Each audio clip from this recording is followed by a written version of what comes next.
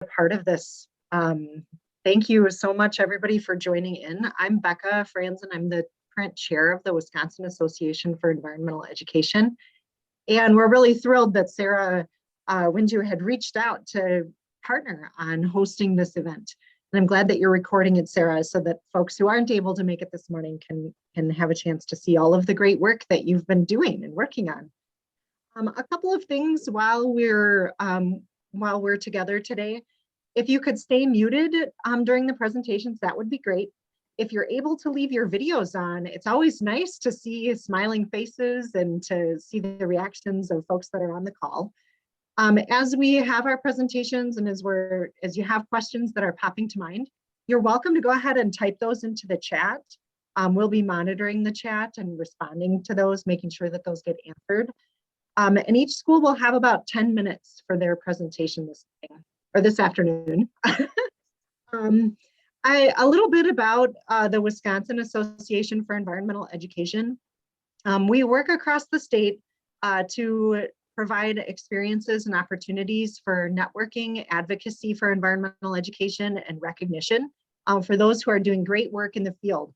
And so I think it makes a lot of sense for us to host this event and to work with you all on this event because it provides avenues for folks in Wisconsin to hear what's happening in other parts of the world, to get to meet other folks. And it also provides a space for recognition for the hard work that you're doing as well. I'm not sure if there are Wisconsin students that are on the call today, but there might be some that are listening in later. And so I think as you engage with the presentations this morning, it's thinking about, like, why is this important as we think about Wisconsin? You know, what opportunities are there to do similar kinds of projects? Are there opportunities for us to work with colleagues across the globe and others across the globe to engage in projects, and also to consider how the Wisconsin Association for Environmental Education can help and can support the work that you might be doing. So with that, I'm going to go ahead. I'm going to turn it over to Sarah. I had the pleasure of working with Sarah when she was with the Wisconsin Center for Environmental Education and the K-12 Energy Ed program. And now her office is just down the way from me in the College of Natural Resources at the University of Wisconsin at this point. She's the current advisor for international support for African development. And so, Sarah, thanks for getting us rolling. Yes, great. All right. Thanks, everyone, for joining us today. As Becca said, I'm Sarah Winju. I work out of the University of Wisconsin-Stevens Point in the US. And yeah, I was really excited to be invited to be an advisor for the Nakuro Day School this year as they worked on their bioenergy project, which you'll hear a little bit about in a couple minutes. But before we get started, I wanted to introduce two other people who are on the call today, Susan Schuler and Jenny Christopher, who will both, the three of us will be providing some feedback on the presentations for all of you as you present your projects today. So Susan Schuler is the Development, Education, and Outreach Coordinator for Recycling Connections here in Wisconsin.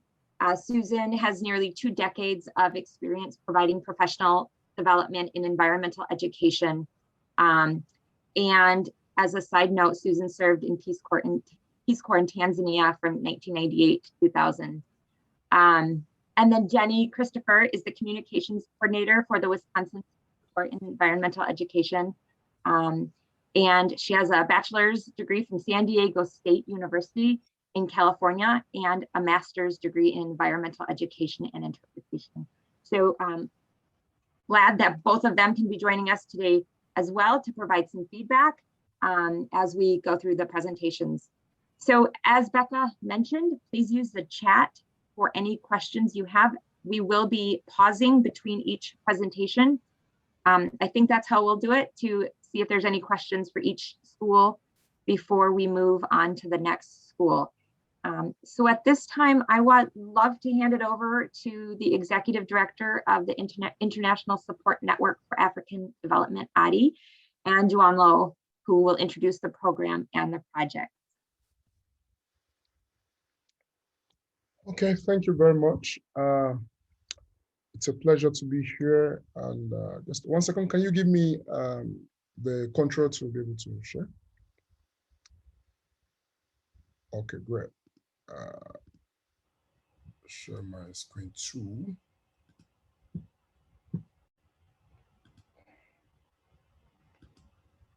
Okay, great. So, good afternoon to those my colleagues in Africa and in Europe, and to the colleagues in the United States. Good morning. We are delighted to have this webinar with you, and thank you very much for the opportunity to share with students in the United States what we have been doing in Africa. And I most particularly and very especially appreciate Sarah. I mean, she's done amazingly well. Normally, when we invite advisors, basically all we expect from them or all we request from them is just to be an advisor to a team. And with that, we say big thank you. Now she has done even more, so I don't know how to make it big enough. So thank you. Really, we really appreciate this. I mean, really, really very impressive. Thank you. And this is the second that she's organizing with us, I mean, for us. So we are really very grateful for this, and we look forward to working with you more. And also to the Association for Environmental Education in the state in Wilkinson. We're very grateful to have you, and we look for, I mean, we're very close to North American Association for Environmental Education, very close. I chatted with them. I think Nina might be able to join. She has a meeting at this time, actually, but she said she might be able to peep in. Please, once she peeps in, I'll let you know so we can give her a chance to say one or two things just within a few minutes. So we are kind of very close to what you're doing and your organization, and definitely we'll be more than happy to engage with you and see how we can work beyond the air together. Thank you very much. All right, and I must also thank my colleagues, particularly Juwonlo. She has done amazingly well. Over the last 1 week about all this activity, I've not been involved practically because I've been very tired and almost getting sick, really. So I must appreciate and also the associate that are working with Opara, Linda, and all of them. So thank you very much. Sorry to take your time for that, but that is very important for me and probably even more important than my presentation. My presentation has been seen before, right? So basically, Environmental Education Program 2020-2021. Actually, it's a very unique one because of the so many challenges that came up, particularly COVID. I mean, usually small organizations like us, we are looking for, let's have money to run the program. Unfortunately for this one, I had money in my account and I couldn't do anything because COVID stopped me, really. But at the end of the day, we're able to come up with something and then we're able to pick on. So the idea about ISNAD Africa, ISNAD Africa means International Support Network for African Development. It's very simple. If you look at the logo explains everything about us. You see something circular, green and blue.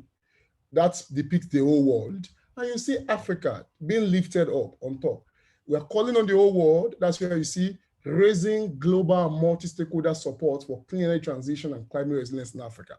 We're actually changing that to raising global multi-stakeholder support for green growth in Africa, because now we have done a lot on biodiversity. We have done a lot on nature conservation. I think last year we reported in Nigerian newspaper, across Africa actually, about 17 news stories within 19 weeks on what we're doing on nature conservation and biodiversity alone, apart from other things that we do. So we're a network of about 1,500 professionals, researchers, students, youth from 139 countries across the world. And usually we have online visitors to our website alone every day, about 15 to 20 countries every day. And our programs are basically outlined here because I won't be speaking much about those programs, just to give an overview. The Mentoring for Research program is just about, it's actually our flagship program. That's what we started with. The idea is that we have huge renewable energy resources in Africa. We have challenges with our low level of energy efficiency, yet, I mean, we have huge resources to sort this problem, particularly for energy access. But there is the need, there is the resources to solve it. But the gap in between taking the resources to what we actually need is the problem, which is human capacity, which we can explain in various contexts. So we sell, and what we realize that unlike in Europe and Africa, where you have various institutions, apart from the university, that are doing a lot in terms of human capital. In Africa, basically, we rely on them. Now, when you get to university, where you find that, when you go to university, where you find that some of these new and emerging courses that we need for renewable energy development and energy efficiency, environmental stability and the likes are very much lacking in African universities. So the base where we are relying on to build our human capital solve this problem is even not ready for that at the moment. So we felt that yet we need to, there is a gap that we needed to fill. So the idea was to look for students in any discipline, theater arts, in engineering, physical sciences, that want to do their graduate research on any topic on green growth, basically. And then we look around the world to get them experts that mentor them. We've got experts from World Bank, we've got experts from Harvard University and the likes, which is very amazing. I think in the last 3-4 years now, we've been able to, 3 years about, we've been able to support 111 students in various African, I think about 22 African countries. So that's all about our mentoring for research program. So we brought that down to secondary school level. What can we do for secondary school students to catch them young? And that is what environmental education program is all about. The idea is very simple. We look at students and then we engage with them to look into the environment to identify environmental needs and challenges in their community, look into what they have learned in secondary school courses on how to come up, work with their colleagues to come up with solutions that they could use to address this challenge or meet this need. And then we get them advisors and mentors to help them shaping the idea and implement it, and also give them funds. We started without funding, actually. We don't do the funding part. We just encourage them and all that, and then they come up with the idea. But this time we're able to get funding for the first time from NAAWE, which is what we're doing now. The Africa for Nature Earth initiative came up from, it's a policy advocacy initiative looking at the connection between COVID-19 and nature and biodiversity. Yeah, so that became that was an advocacy program that was talking about that at media coverage a lot. The Green Good African platform is a new initiative we are working on, and we hope to launch that soon. But not to take your time, let me skip that. And shortly, in the next few weeks, you're going to see us launch another initiative, which is eco-knowledge derivatives. But let me leave all that for now because of time.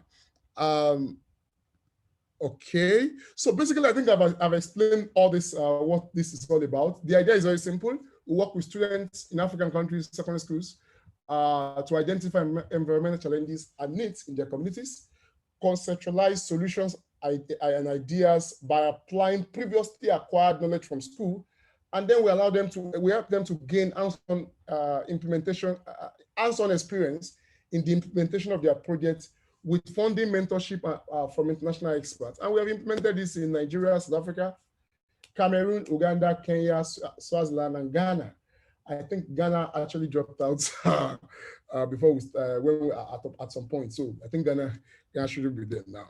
So, and we're grateful for organizations that have supported us. Generally, these are just people that we have worked with, either support or various level of partnership that we have had as an organization. So with this, I want to say thank you. We're very grateful to host this webinar. Sorry for taking your time. I just tried, I was not speaking to the PowerPoint, I was just speaking myself really. Yeah, and I think I should also sincerely appreciate our advisors, because I've appreciated Sarah, and there are a number of advisors that have also been supporting each of the teams. We're very grateful for your time. We definitely cannot pay you for your time for sure. We don't want it, but we really appreciate your commitment. We appreciate your support. Thank you very much.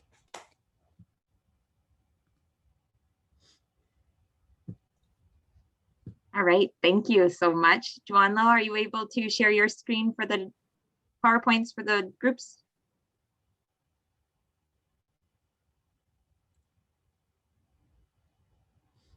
Yes. So going first will be the Margin Scholar team. And so yeah, I'm going to share my screen now and at the start their presentation.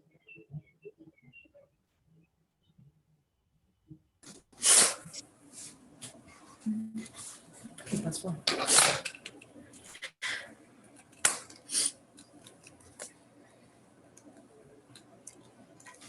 Okay. 1 second, please. Sorry. Yeah, okay.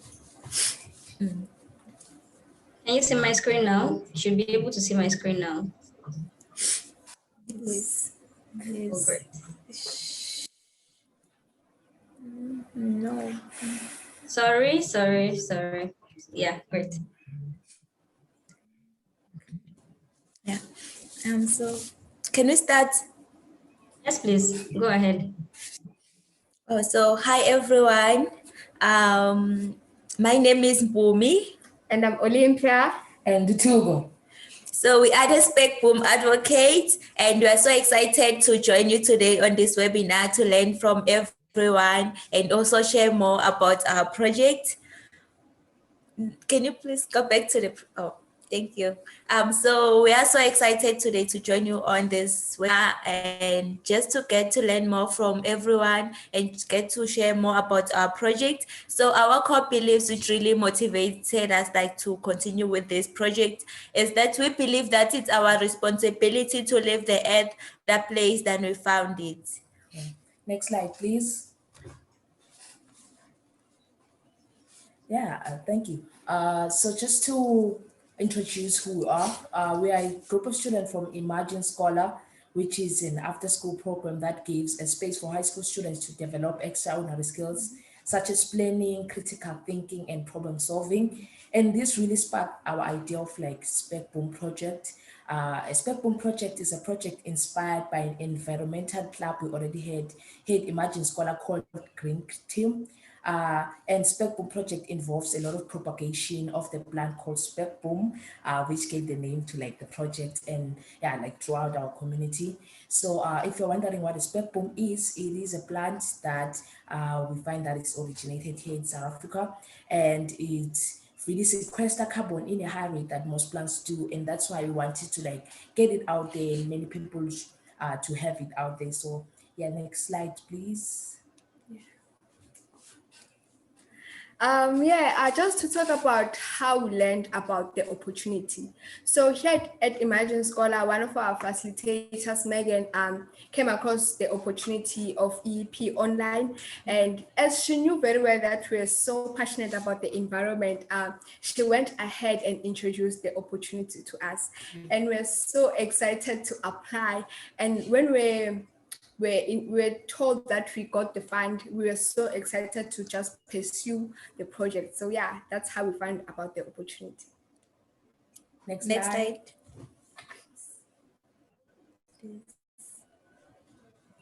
Now we'll be talking about the 3 steps of implementation. Next slide, please.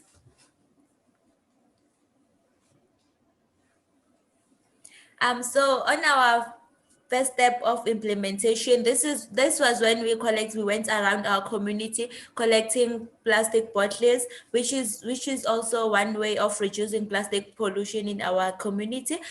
We got plastics from our friends, community members, and family members.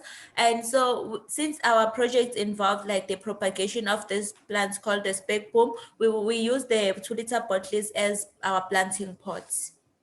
Next slide, please. Yeah, and the step 2 of our project included the propagation. As my teammate has already said, we are using the plastic bottles to plant the Spec Boom. So if you're wondering where we actually got the Spec Boom, so one of our neighbors has a big Spec Boom in their yard, and they kindly allowed us to like take cuttings from the plant, and we use them to plant the plants that you see on the picture. So next slide, please. Yeah, and the third step of the project was distribution. So where we had all of our 340 Spec Boom plants, we waited about 2 weeks for them to grow roots, and then when they were ready, we went to Imagine Scholars and also our friends to pitch our project and the plant itself. we're specifically looking out for volunteers, so we had to pitch about the project and the why of the project. And then in this third step of distribution, we learned how to advertise our project very well to the community members, so they could be convinced throughout the benefits of the plant and why they should have the plant. So yeah, the volunteers, which is Imagine Scholars and also our friend, help us throughout the distribution of all the 340 plants in our community. Next slide, please.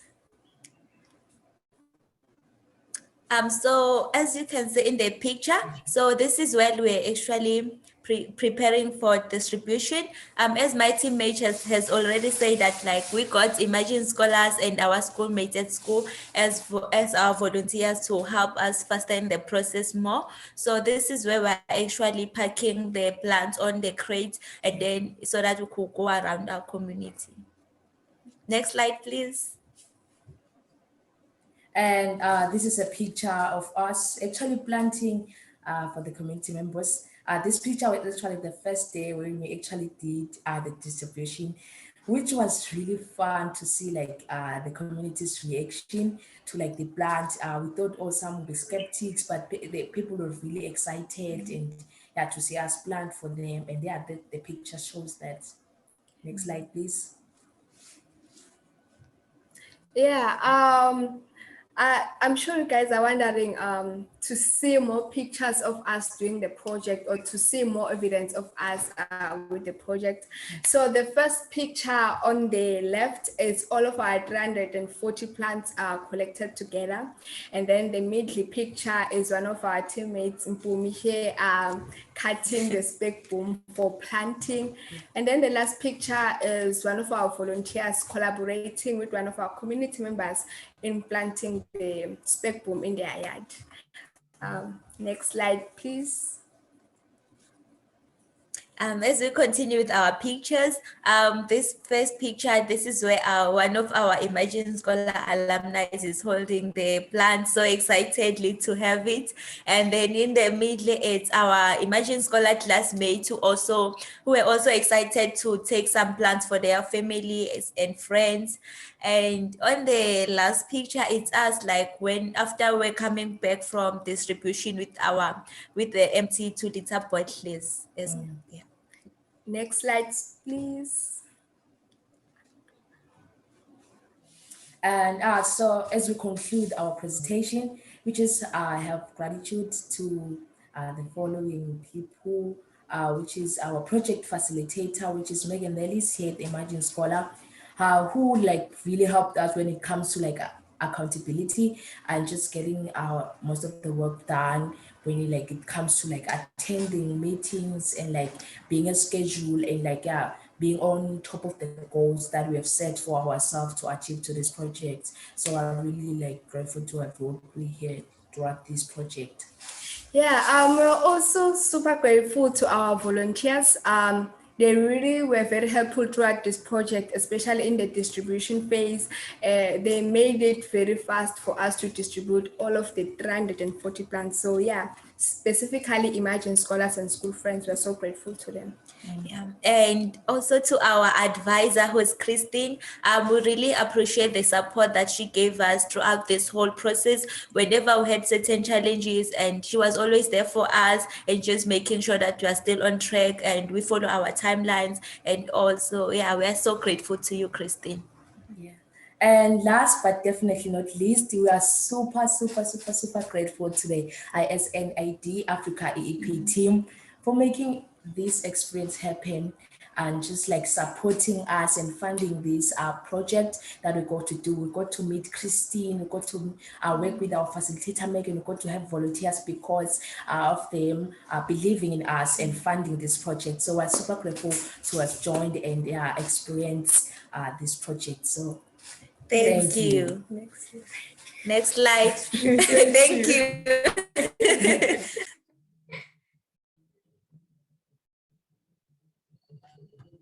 Yay, that was exciting. Well done. I believe we all enjoyed their presentation. Let's give them a clap. Thank you so much, Imagine Scholar. You did amazing. Thank you so much. So next we'll have the Fruitful Vines team. I believe that you're ready. I'm going to John, go we ahead. have one question in the Oh, chat. I'm wondering if we alright. should look at that real quick. Okay. All right. The question is, did this project, the Spec Boom project, make you think of any other projects you could do in the future that would help with climate change? Yeah, so since here at Imagine Scholar, as we mentioned in our presentation, that we have this lab called Green Team, which is an environmental lab where we basically do some environmentally friendly activities for our community and just for this small space that we have. So one of the projects that we are hoping to continue doing is, so we have this project called the Making Eco Bricks, which is just reducing plastic pollution from our environment. So an eco brick is a 2-liter bottle which is fully stuffed with plastics inside, and then you can just use that to make a new product. It can either be a chair, a table, and different things. Yeah. Just to add my teammate's point, I think one of the things that this project got us to realize is that we can make a difference. Basically, it doesn't have to be just this big thing. It can be that small thing that you do every day. It's still a difference. And yeah, continuing, it will be like just trying that and putting that into like micro steps we can do every day, like how we can continue impacting other people. Like this project does not end for us. It actually sparked that motivation to continue. So thank you for the question. Yes. Thank you. Very inspiring. Thank you. Okay, I believe we can go ahead now to the next team. Okay, you have a question here. Quickly, the Imagine Scholar team. Will the Spec Boom project continue or happen again in the future? Ideally, yes. Since most of the Imagine Scholars were really inspired by this project, and especially the younger Imagine Scholars, some of them they're super excited to help us as volunteers, and we motivated them in such a way, and I believe that we are going to continue doing this project in Green Team specifically. With the future leaders in the club. We are hoping that they could continue planting more spec booms in their communities, because we only focus in the Imagine Scholar community, not like the further communities. So in Green Team, we could work on reaching further communities and planting the spec booms. So, yeah. That's fantastic. Thank you so much. All right. So Fruitful Vines, are you ready? I'll be sharing my screen now. Are you there? Yes. Oh, great.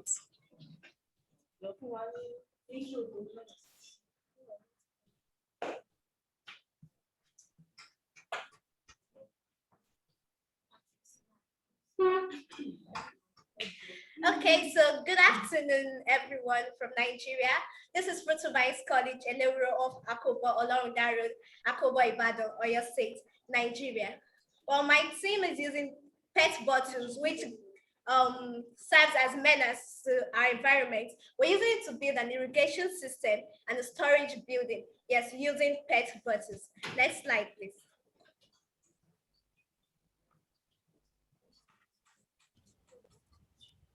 Next slide, please. So my team, Fruitful Vines College team, is grateful to ICEN Africa for being selected to participate in the 2021 Environmental Education Program. And also we thank National American Association for Environmental Education and Wealth for Go for sponsoring our project. We also thank our advisor, Ms. Maureen. We're really grateful for your help. And also Ms. Rania. Thank you. Good afternoon. This is our Fruitful Vines College team from Elewuro, Akobo, standing in front of our storage building. Next slide, please. the motivations for our project. Next slide. Our project, one of the major factors that enabled us to take this project was environmental pollution caused by PET bottles. In our society today, PET bottles are common and as a result cause a menace to our society and environment. And thus, as can be seen in the picture, block the drainage, which causes flooding and erosion if not properly taken care of. Next slide, please. This is another example of what I have stated earlier. The PET bottles are blocking the drainage system, which causes flooding and erosion. Next slide, please. Another factor which made us take this project is the lack of rainfall in our part of the world. As can be seen in this chart, the rain is only constant from May till October, and during the rest of the year, farmers often experience losses, especially during these periods because of the absence of rainfall. And with our project, these farmers will be able to plant crops all year round without having to worry about any losses. Next slide, please. Another factor which allowed us to consider taking these projects is the post-harvest losses of agricultural products. Farmers often experience losses during the dry season, and it is proven by the UN that 40% of the food produced in our country is wasted because of lack of rainfall or during dry season. Thank you. Next slide, please. I'll be talking on project activities. Next slide, please. Okay, first, we went around our community to gather PET bottles. We sourced for PET bottles in our neighborhood. We went to those drainages that we felt to be blocked and we picked the bottles that were there. Next slide, please. This was the moment we collected our PET bottles. As you can see, if these bottles collected to one place were blocking a drainage, it will constitute a great menace to the community. So it will constitute a great menace to the community. Next slide, please. Next, we selected different PET bottles. We cut them to check which one will be useful for our project. We cut different bottles and tested them for their usability, for their fitness. Then we selected 2 major brands that were going to be usable. We cut them into fitable sizes and fitted them to form an irrigation network, to form a pipe network. Next slide, please. Then we went to our planting field. We went to make our vegetable beds. We broke the soil lumps so that the plants can grow well. We added organic fertilizer to enable the plants to grow well. Next slide, please. Then we planted our vegetable beds. Also, in this picture, as you can see, we took our already made irrigation pipe network. We placed them on our vegetable beds to get them ready for testing. Next slide, please. Okay, so in this picture, it's shown that after testing the irrigation system, we discovered some major problems that I'm going to list now. The problems one of the problems was associated with the slope of the ground. So we solved that by raising the irrigation system in descending order. Then we discovered that the bottles we selected was dripping. And some of the bottles were dripping and did not allow the water to flow perfectly. Next slide, please. The problems we discovered made us to change our plans. We rearranged the PET bottles to form a straight line directly over the vegetable beds. So we converted the drip to an advantage. The drip irrigation, the drips, the faults that we discovered in our pipe network, we placed them directly over the vegetable beds so that the drip can fall directly on the vegetable beds. We also raised our pipe network to be able to allow the flow of water perfectly. Next slide, please. Next slide, please. So this was where we tested our newly rearranged PET bottles.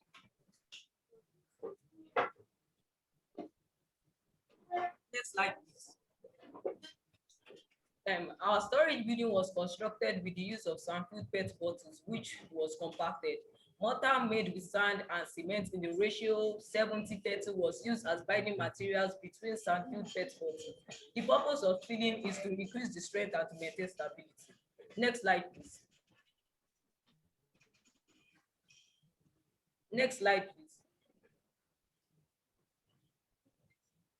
This is the place where we sand-filled the PET bottles. We used volunteers who were willing to help us fill the bottles. We filled them with sand and we compacted it. Next slide, please. Next slide, please.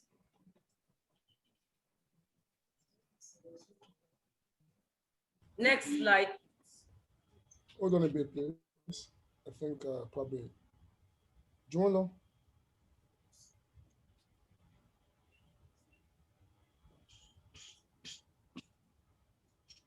Is there a problem there? Joanna.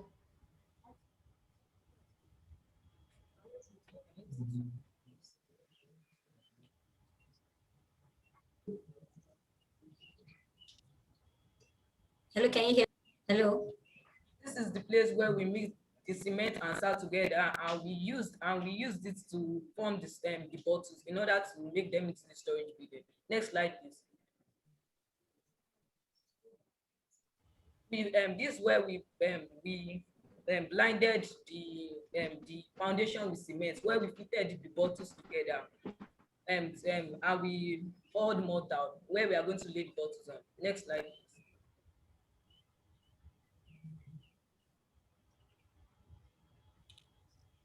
Next slide, please. This is the progress level of the storage building, where we added the sand-filled PET bottles and we binded them together with mortar, 70% cement and 30% sand. Next slide, please. This is the place where we formed the wall of the building and the door, where the progress level of the storage building. Next slide, please.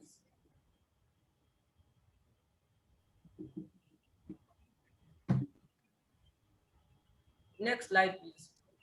This is where we the progress of the storage building, where we're about finishing the building, where we added more bottles in order to increase the height. Next slide, please. This is about the complete of the storage building, where we added all the bottles and the net together to form the storage building. Next slide, please. And this is the last stage of the storage building, the finishing. Next slide, please.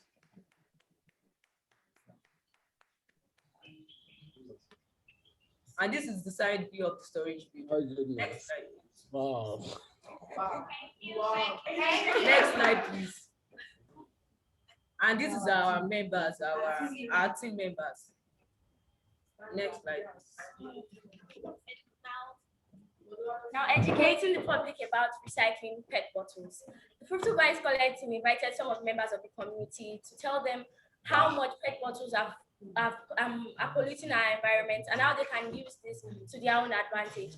We taught them how to use the PET bottles to make the irrigation system, as well as to construct the storage building.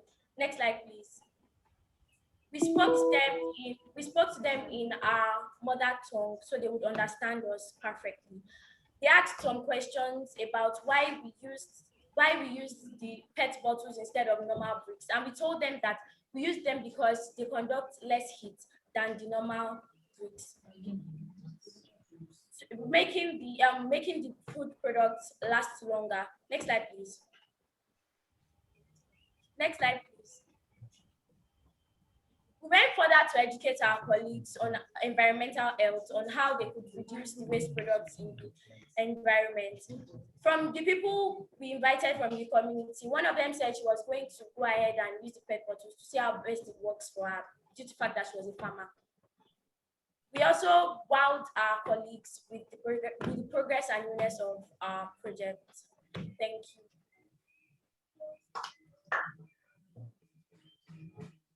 And now during the project, the course of the project, we were able to achieve some of the following.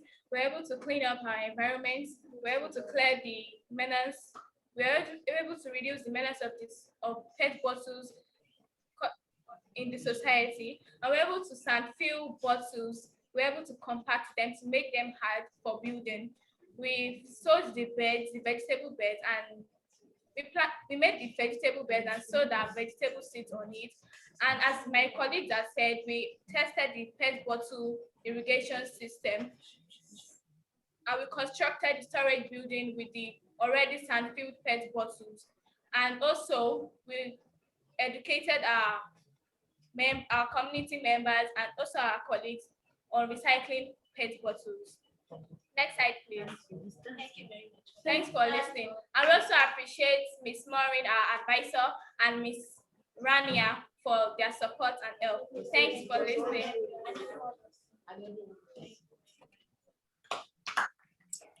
Thank you so much, Fruitful Vines team. That was amazing and so inspiring. Thank you so much. I believe we all are inspired by them. I can see comments here. Oh, I was part of the team that got to work with Fruitful Vines. I'm so proud of you. I'm really excited. I want to say 3 things that I think are really amazing, and these are ideas that everyone can take from your example. And the first is, I remember when you started and you ran into some troubles.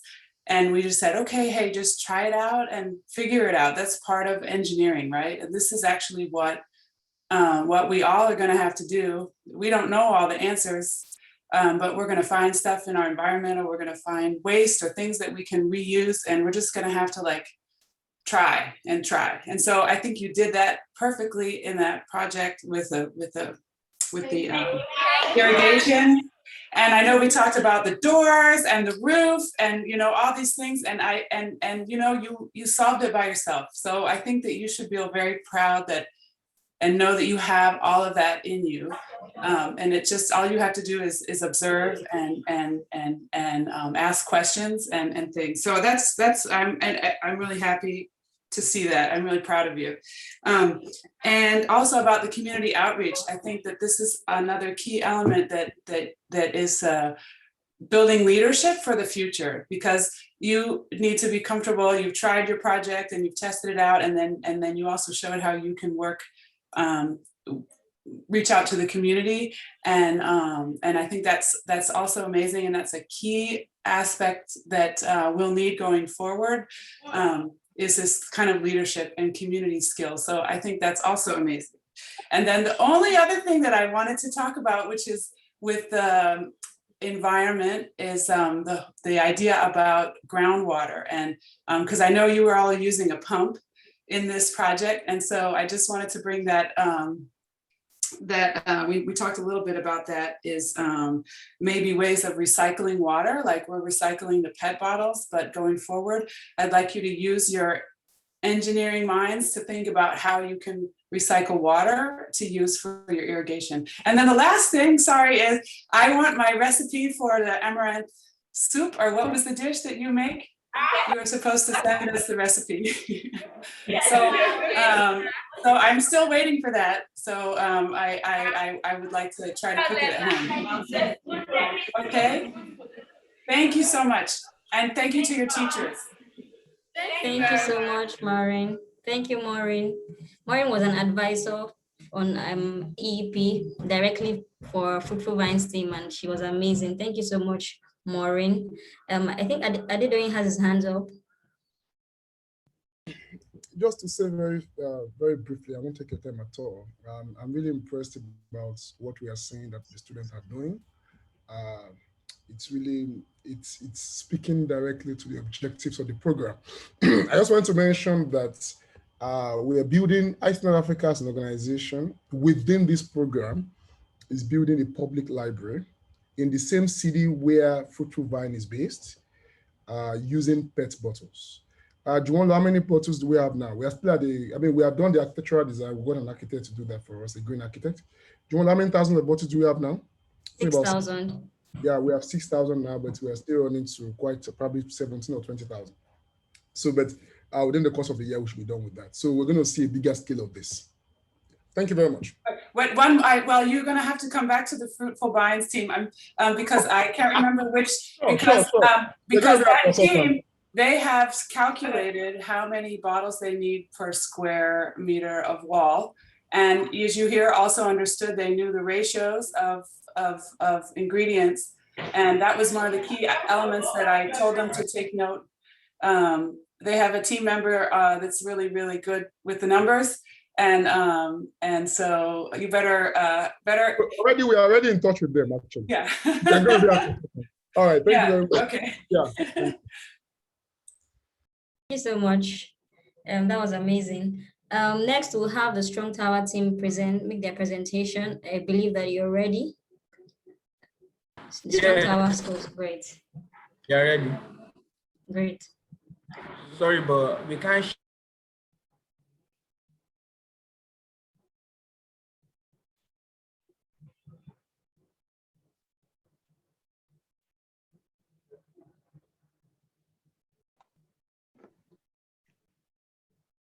We may have lost Strong Tower. Yeah.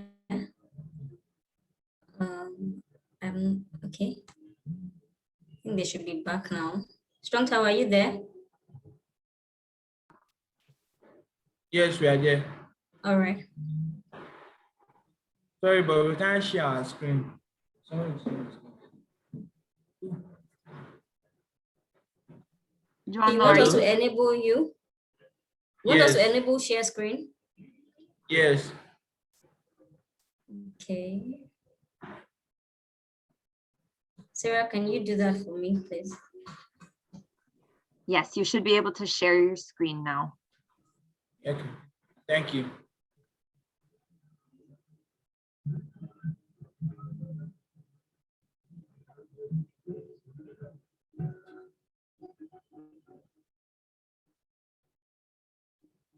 Are you still there? Or is it my network? Okay. Hello? Yeah, we can hear you now. Can you see my screen? Yes, we can. Okay, so my name is Kola Demos, and I'm from Strong Tower Schools. So our project is based on organic gardening. So one of the reasons we chose organic gardening is because we saw the disadvantages of chemicals on grown farms. And another reason is because of erosion. Erosion is a major challenge in our community, which leads to terrible events such as flooding, reduction in soil nutrients, which lead to reduction in food production, which eventually lead to food scarcity. Can you hear me? Okay, yeah. Our project is based on 3 phases, which is setting up the garden, rabbit farm, using activated voucher. I'm going to, sorry, I forgot. I'm going to invite my colleague, or I'm going to introduce my colleagues to you. This is Olaiwola Brahman, Omeni Ishalewa, Adeshiyan Victor, and Giwatolu Alashe. Olaiwola Brahman is going to talk about setting up the garden. Good afternoon. My name is Olaiwola Brahman. So our project Organic Garden is, so this is our start. We actually found a plot of land and cleared some inorganic materials such as nylons and big boulders. And here is a picture of him trying to clear the land for big boulders. So we tilled the land for us to get the real soil there. So we tilled the land. After tilling it, more inorganic materials occur to the surface, such as nylons, plastic, broken bottles, and big boulders. So after that, the student team and volunteers searched and searched for loamy soil for us since the land was not fertile enough for planting. And after this, we went to the horticulturist to pick some flowers, and some of the names of the flowers are green durata, yellow durata,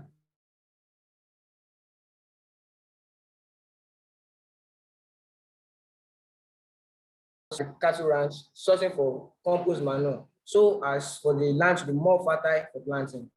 And here is a picture of me and Tolu there. So the day one of our planting, this is the picture of the day one of our planting. We actually planted our vegetable over here, and here is our flowers. So this is day 7 of our planting. We wet it regularly, and here are some plants already growing. So we source for water from a nearby well in the school, close to the school, because the water produced by the school was chemically treated with chlorine. We started the project during the dry season. So it was asked for us to get water. So we source for water in a nearby well. And here's a picture of us in the garden. As you see, our plants are germinating. So weeks later, we discovered some weeds are already growing in the midst of the plants. So we had to uproot them with our hands. So now I will hand over the rabbit farm idea to Kolade Mosna. Thank you. So yeah, I'm going to be talking about the rabbit farm, which I'm happy to talk about because I was the one who initiated it. Firstly, this is us petting the rabbits. So now I'm going to talk about the reason for adding a rabbit farm to the organic garden. Firstly, it's going to create an ideal ecosystem, because an ideal ecosystem is with plants and farm animals, and rabbit is a type of farm animals. Also, the metabolic waste of the rabbit serve as excellent source of compost manure for the garden, so as to make the garden grow very well. The rabbit will also help to keep the garden in check and to avoid overgrowth of the crops. This is a picture of us playing with the rabbits. I'm not sure what Victor is doing there, but as you can see, we are all happy playing with the rabbits. So I'm going to let my colleague talk about voucher.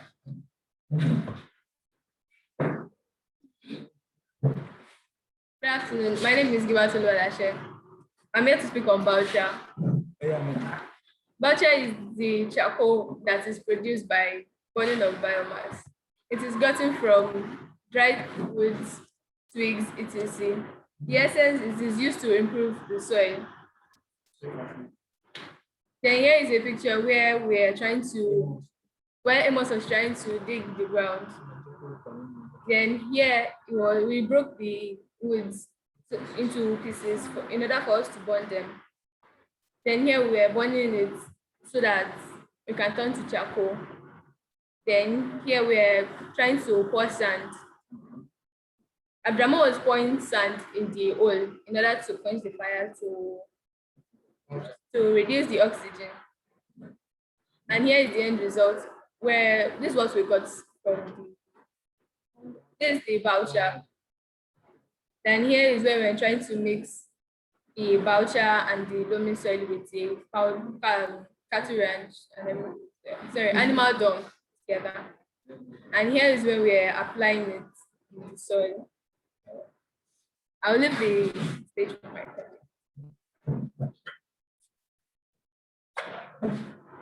My name is Adeshe Victor. That's what we have done so far on the organic garden. So I'm going to thank Eastern Africa and our advisor, Professor Samuel Ibatayo. And also I'm going to thank the West Fargo for giving us the opportunity to be on this program, and the North American Association for the Educational Education. Thanks. Thank you so much, Chantal. Any questions? Oh, great. Do you have any questions? Anybody has any questions for them? That was a brilliant presentation. Thank you so much, Strong Tower Schools. Yes. Okay, right now we do not have any questions. Nobody has any questions for you. Okay. Someone asked, do you have a compost pile? Yes. Yes, we have a compost pile, which is gotten from an abattoir close to the school, which they kill and sell goats, cows, etc.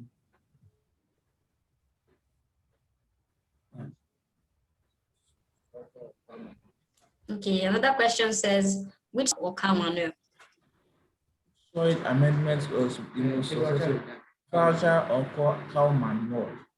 We can't say for now, but for now, culture is the most successful one that we like. Okay.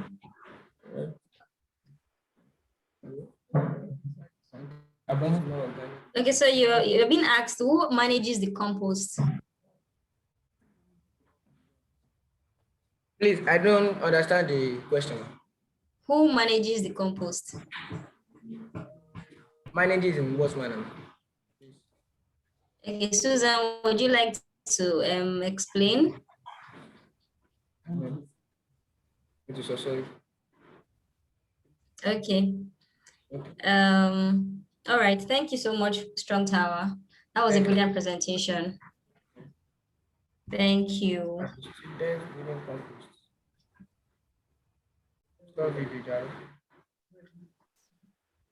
All right, thank you so much. Right now we'll have the Nakuru Secondary School. Nakuru Day, are you ready? Are you there?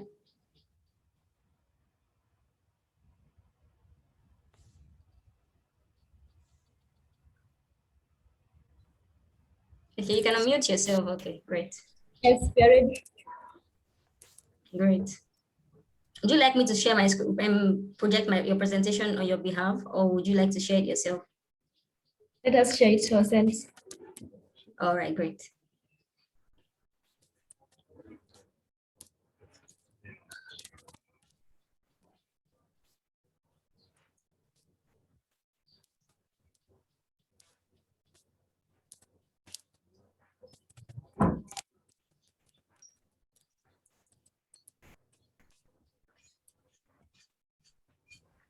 I think you can go ahead, please. They're trying to set up their slides.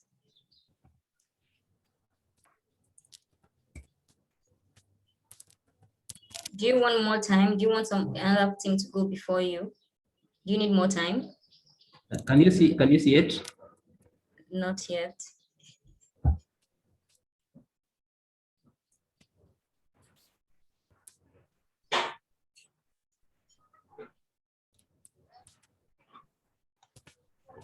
Once you choose the screen you want to share, there is another share screen button you have to push. Make sure that that's selected. There you go. You see it now? Yes, we can. Thank you.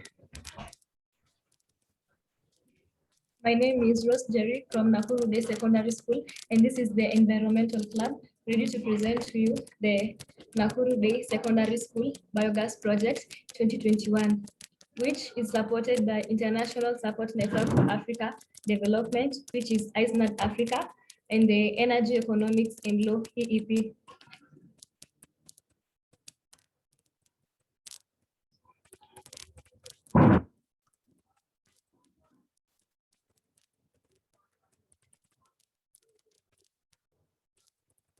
So the introduction, Nakuru Day Secondary School is a mixed public secondary school in Nakuru County, Kenya. The school was started in 1965, and the school has 924 students and 49 teachers and support staff. The girls' uniform is blue, is a blue skirt and a white shirt, and with ties which are striped, which is white and navy blue also. The boys' trousers is ash gray and sky blue shirts with a blazer on top.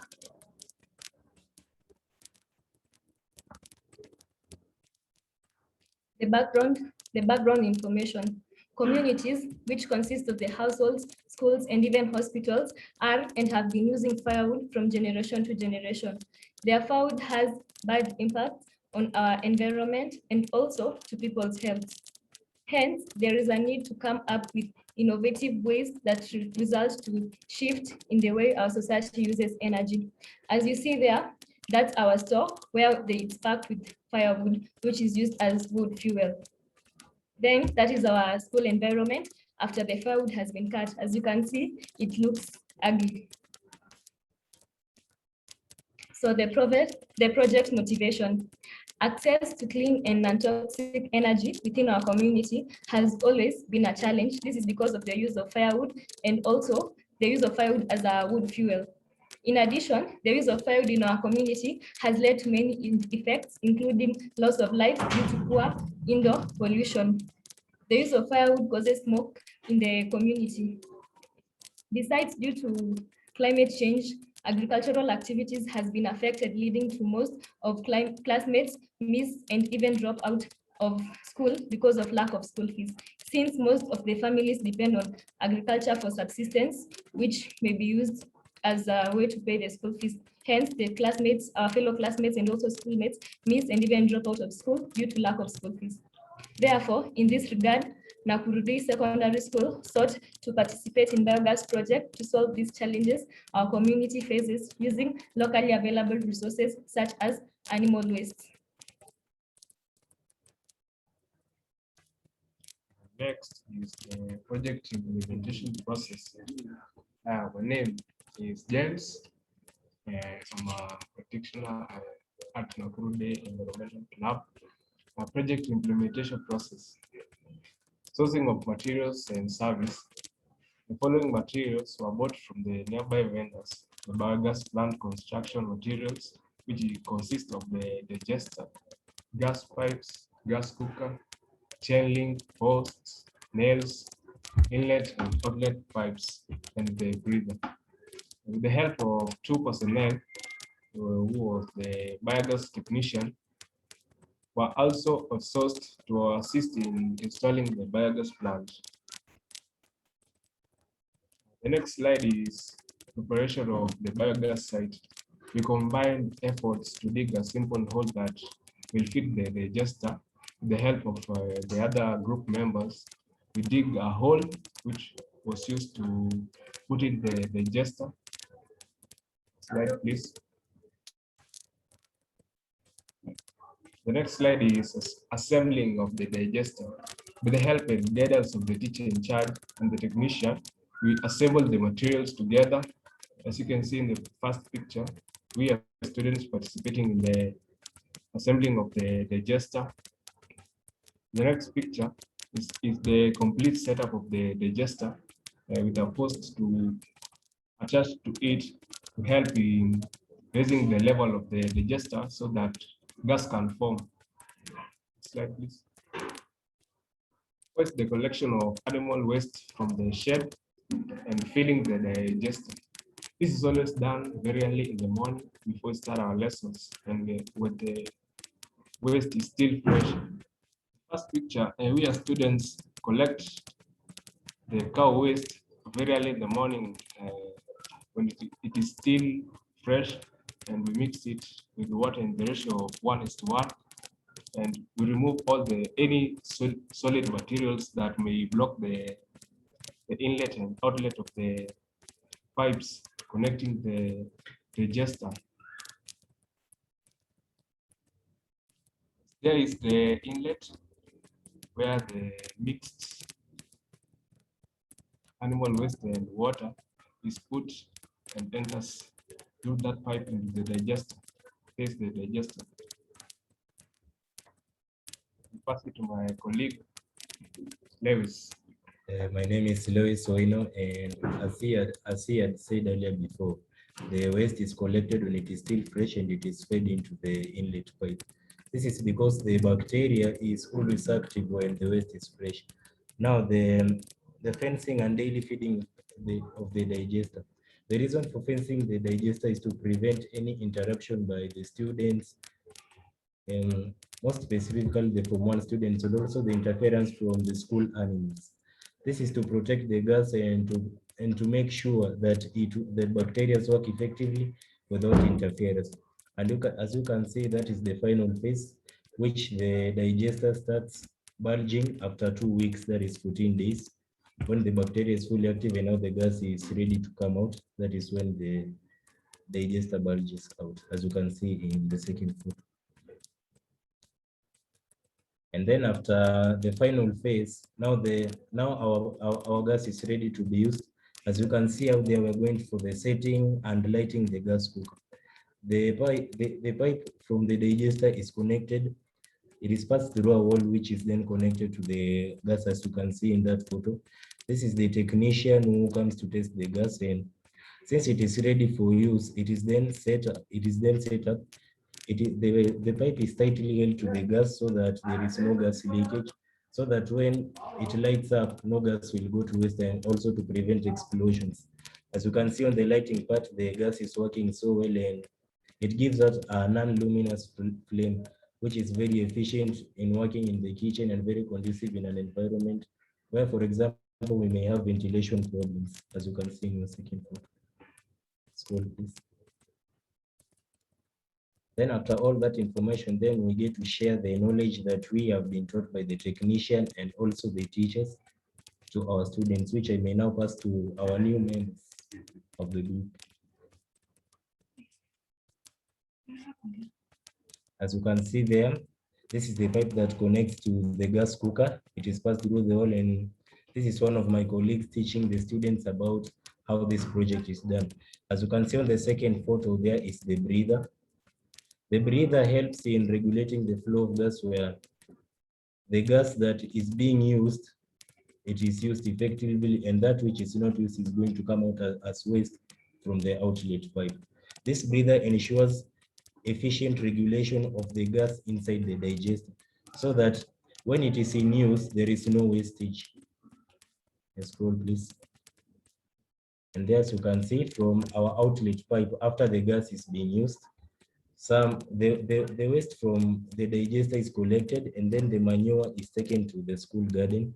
The manure has helped a lot in growing of sukuma wikis and other related plants in the school, which has reduced the cost of the school to buy fertilizers, which may be expensive, thus overcoming the effect, and hence we may be able to save as a school.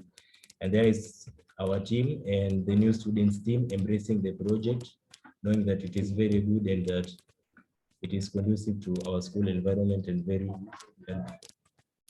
This is the new team that we're going to hand over after we leave the project. I think one of them is going to introduce themselves.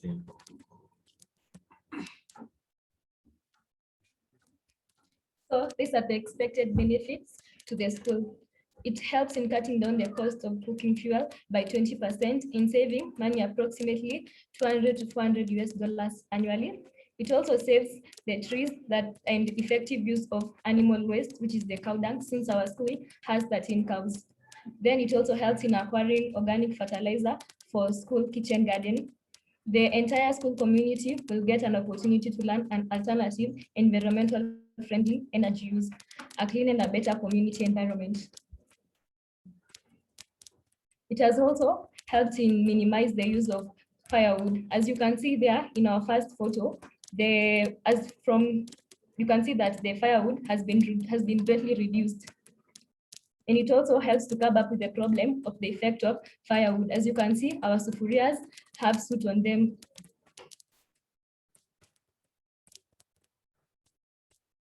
And then our project sustainability is that we have taught the younger students, which you see right here, our colleagues while we're in school, we have taught them on how they can manage the biogas plant once we hand it over to them.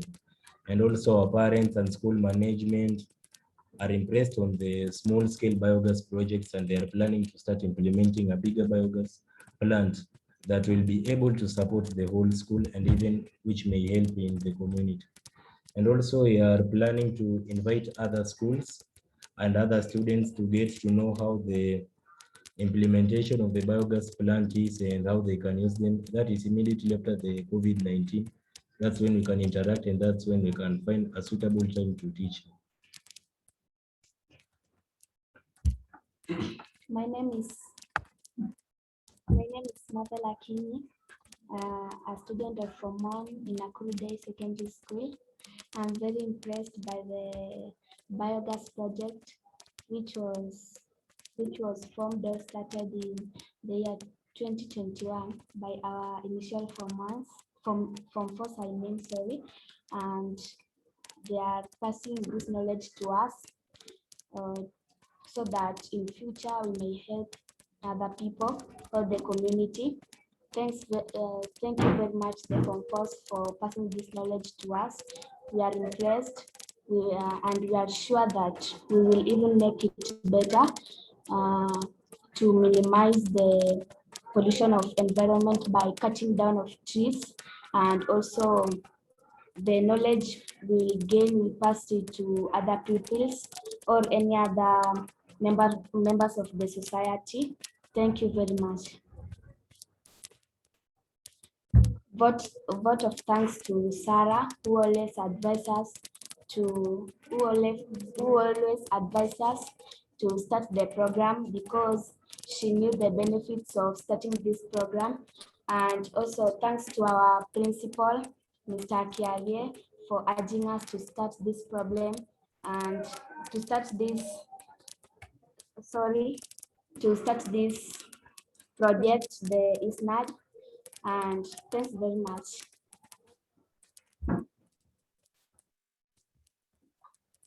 Thank you. Thank you very much, Nakuru. Thank you so much. Thank you so much. Okay, so you have a question here. What is the biggest challenge you had in the project to be successful? And how might you apply what you have learned in the future? Okay, the biggest problem is with the climate. During the rainy season, the gas accumulation is at its lowest. Then the other problem is collecting of the cow dung. Because of the smell, yeah? Yes. I can imagine. All right, that's great. So the second question says, how might you apply what you have learned about biogas in the future? Okay, we help to advise our community members by teaching them on the use of biogas, since it's a clean use of energy source, and also helps in mitigating the use of firewood, which is a messy use of fuel. Which is, and biogas is also cheaper compared to the firewood. All right, thank you so much. That was amazing. Thank you, Nakuru. Does anybody else have any question? I'm sure Sarah must be really proud of you all being your advisor on the project. Yeah. Thank I have you. a question. All right. Hi, I participated in the presentation of your team to the students, the Wisconsin students, I guess, that Sarah set up a few weeks ago.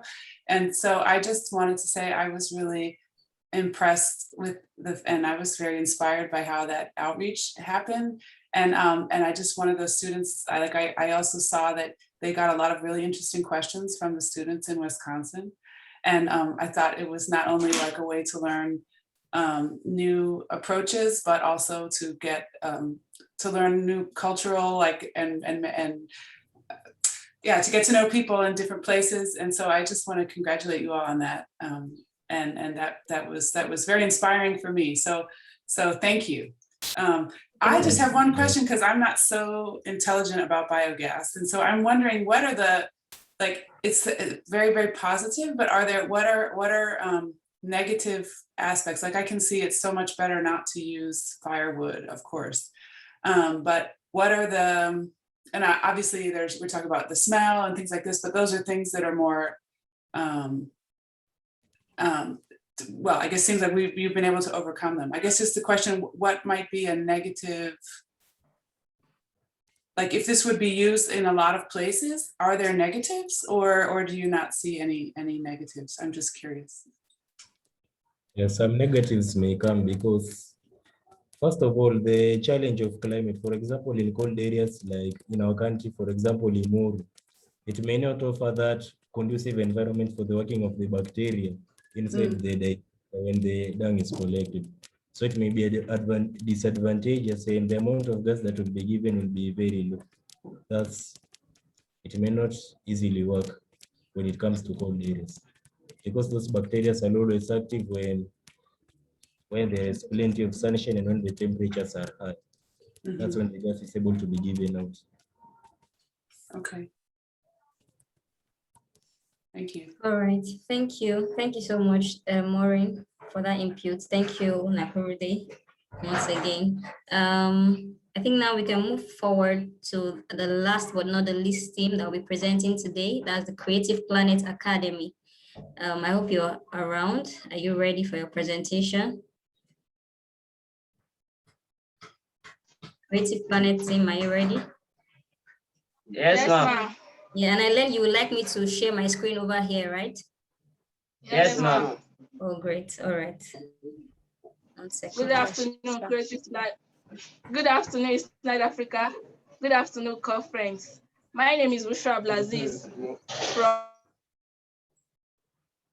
from Creative Planet Academy, Kaduna, Nigeria. Here are my team members. With me here is Abdulhamid Olayemi. And Abdulaziz Mohammed Jami.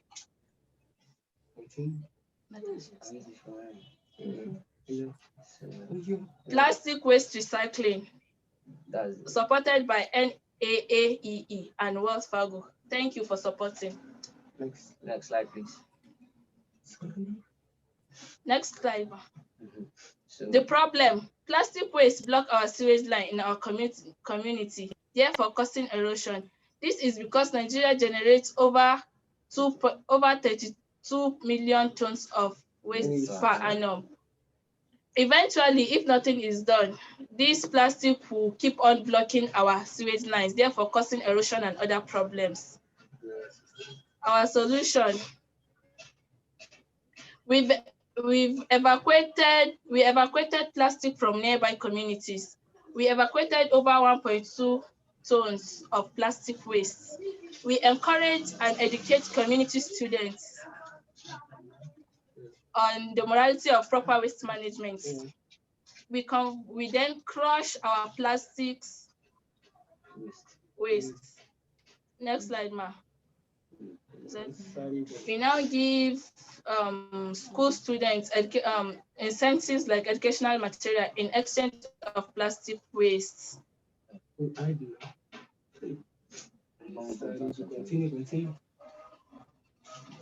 We converted our collected wastes and we converted them into interlocking blocks for road pavements.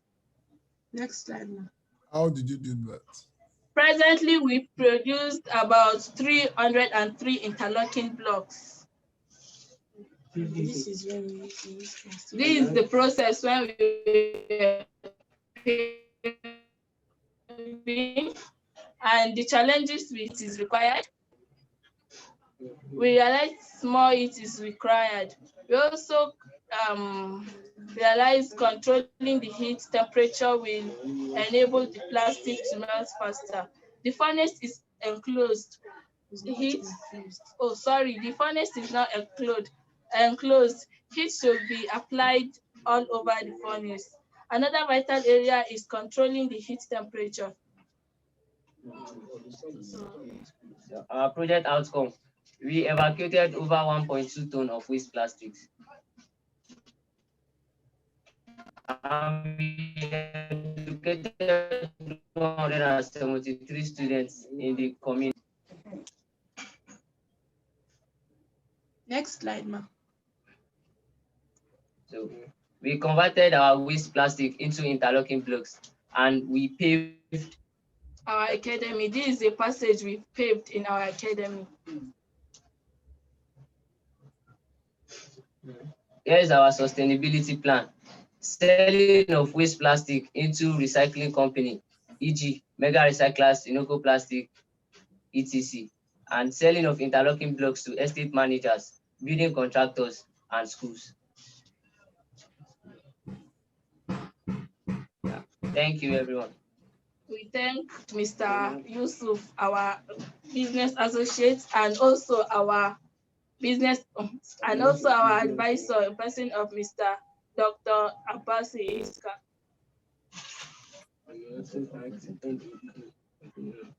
Thank you so much, Creative Planet. I can see Adedoyin wants to pass a comment. Okay, thank you very much. Can you hear me? Yes, sir. Okay, please, you still, thank you very much, everybody. And we'll still have questions like they've been passing comments and asking questions before. I just wanted to say this. One, I think Creative Planner, you did a good job, but you did not explain how you converted. You said you converted the plastic waste into interlocking blocks, but the question is how. So I think that's my own question. But before you answer, so that I don't have to come back again, to all the teams, it will be very impressive and for us to also communicate what you have done a bit beyond air. It will be good. We need to have a video recording of your work, not just in picture, just not less than, not more than 3 minutes. Jumola will still get in touch with you, to all the teams, to go to your project location, show like for instance, the people that did biogas, take us through, okay, this is what we've done, this is what we've done and all that. And then this is what the outcome is. Just like a video, a conceptual video of what you have done so that we can also put them together and promote them as much as we can. So I think that will be all. But as my question, I'll be very happy if Creative Planner team can tell us how they converted. Just take us through the process. Thank you.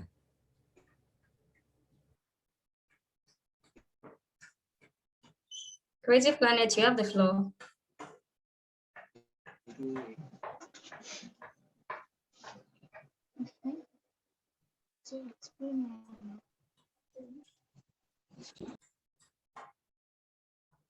Creative Planet, are you there?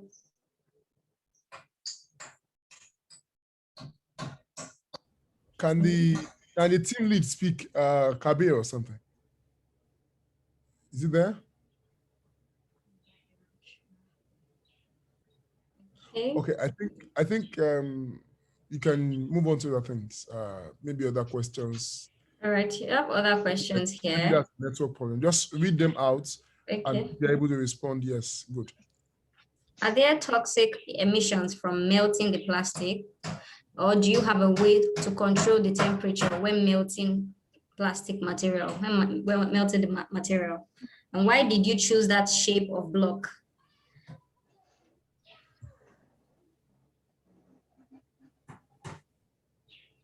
Creative Planet, are you there? Yes, ma'am. All right, did you hear the questions you were being asked? Yes.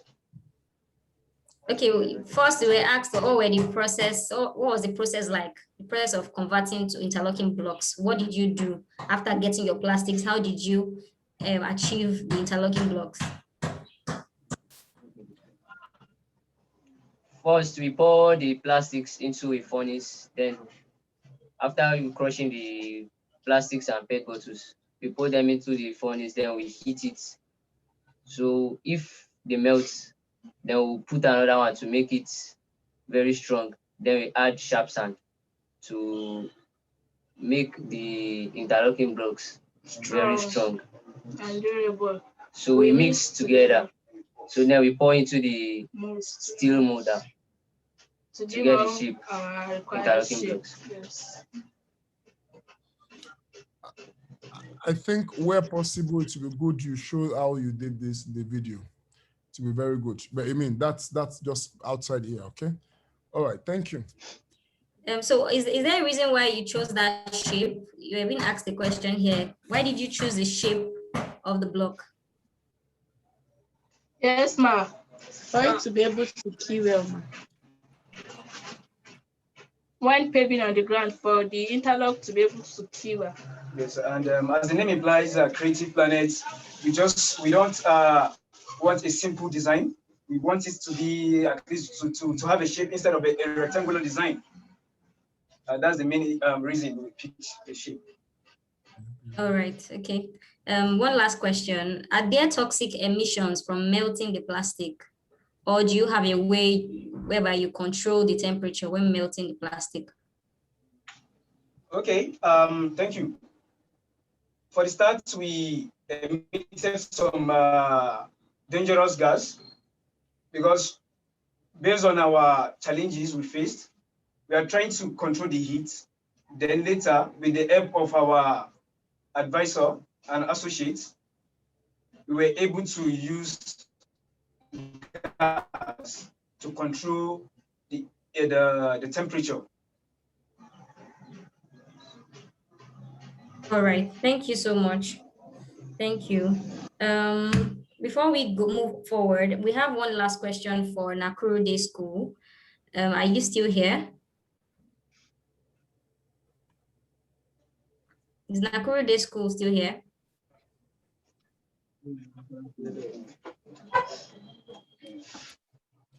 Okay, you have a question here. It says, what is the biggest challenge you had in the project in order to be successful?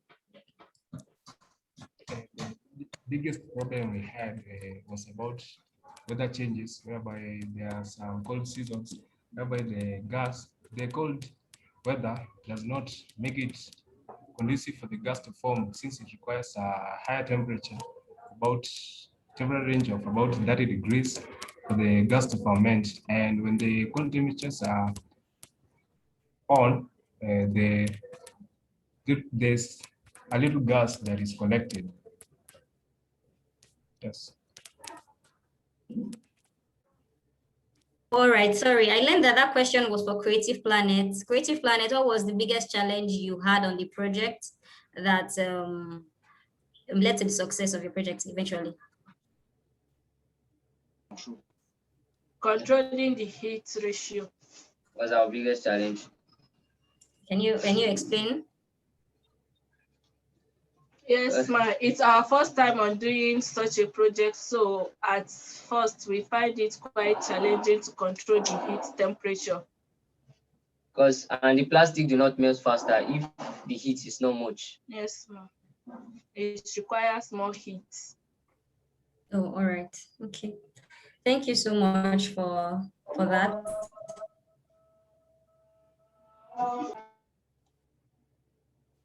Okay, I think thanks for your presentation.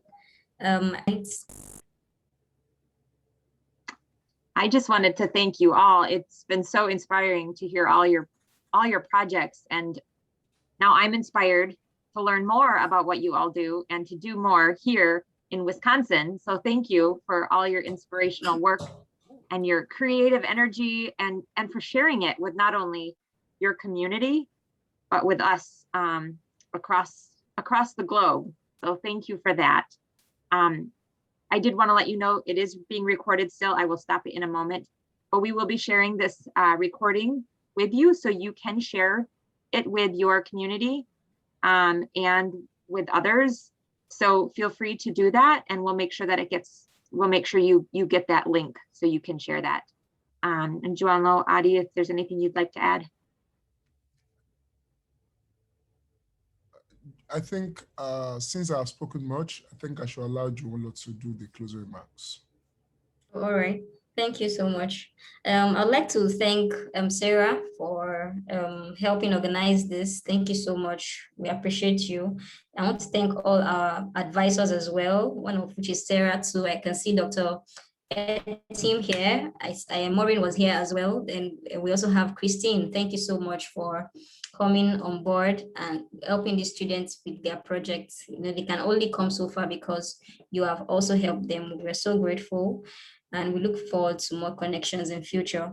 Thank you so much to all the associates at ICENAD Africa. Thank you so much, Rania. Thanks, Linda. Thanks, Precious. Thank you, Ibrahim, Yusuf. Thank you so much, everyone. Thank you, Adirunke. You all have been amazing. Just want to thank you all. Thanks so much, Wisconsin Association for Environmental Education, for this partnership. We really appreciate you. And I think with that, we've come to the end of our webinar for today. Sarah, you have the floor.